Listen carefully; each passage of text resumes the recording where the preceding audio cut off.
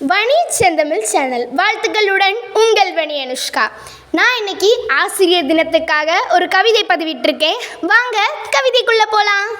ஆசிரியர் பணியே அறப்பணி, அதற்கே உன்னை அர்ப்பணி என்று வாழ்ந்து காட்டிய பேராசிரியர் ராதாகிருஷ்ணனின் பிறந்த நாளில் அவரை போற்றி வணங்குகின்றேன். அன்னை அளவிற்கு அக்கறை காட்டி, தந்தை அளவிற்கு கண்டிப்பு காட்டி, ஏணியை போன்று உயரத்தில் ஏற்றி எதிர்பார்ப்பில்லாத நல்வழி காட்டி, தன்னால் வளர்ந்த ஒருவனை பார்த்து பொறாமைப்படாத ஒரே பணி, பிறர் நலனுக்காக தன்னையே அர்ப்பணிக்கும் ஒரு பணி, கால நேரம் பார்க்காது பிறர் நலனுக்காக தன்னையே அர்ப்பணிக்கும் ஒரு பணி, வேலையை சேவையாகவும் சேவையை வேலையாகவும் செய்யும் ஒரு பணி என்று உலகமே போற்றி பாராட்டும் ஒரு துறை என்றால் அது ஆசிரியர் பணி. உயர்வும் தாழ்வும் தோற்றத்தில் இல்லை, உன் ஏற்றத்தில் இருக்கிறது என்பதை எடுத்து கூறுவது பள்ளிக்கூடம் என்றால் ஒவ்வொரு மாணவர்களையும் ஏற்றி பிடிக்கும் ஏணிப்படிகள் ஆசிரியர்கள். ஒவ்வொரு வரலாற்றிற்கு பின்னும் ஒரு தலைவன் இருக்கின்றான் என்றால் ஒவ்வொரு தலைவருக்கு பின்னாலும் ஒரு ஆசிரியர் இருக்கின்றார்.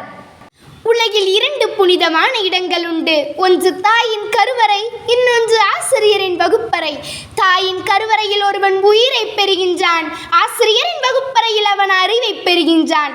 தாயின் கருவறையில் ஒருவன் உயிரை பெறுகின்றான், ஆசிரியரின் வகுப்பறையில் ஒருவன் அறிவை பெறுகின்றான். ஒரு குழந்தையை பத்திரமாக பார்த்து வளர்ப்பது தாயின் கடமை, சித்திரமாக செதுக்கி எடுப்பது ஆசிரியரின் கடமை.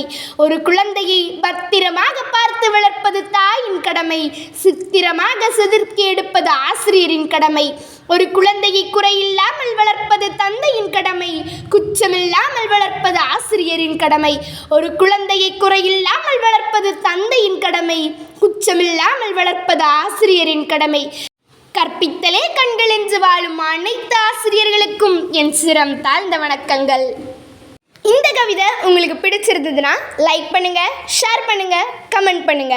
மறக்காம வணி செந்தமிழ் சேனலை சப்ஸ்கிரைப் பண்ணுங்க. பாய்.